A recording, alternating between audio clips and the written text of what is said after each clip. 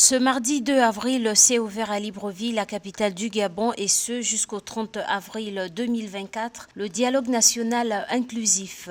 Le président centrafricain Faustin Archange Touadéra, facilitateur de la CEAC sur la situation gabonaise, ainsi que 580 participants venant des différentes couches sociales, y compris les représentants des partis politiques, sont présents à ce conclave.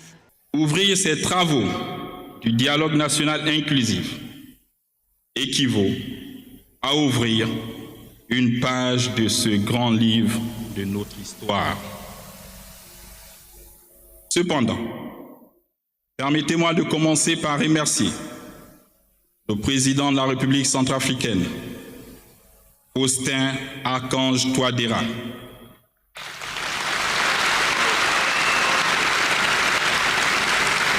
pour son rôle de facilitateur de la CEAC et son implication sans relâche à accompagner le Gabon dans ce processus de transition.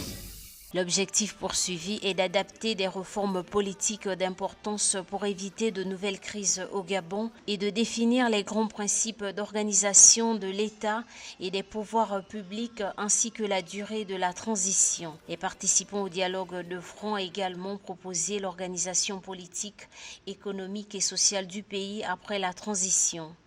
Ce dialogue est un moment primordial au cours duquel nous allons pouvoir nous parler avec franchise et sincérité.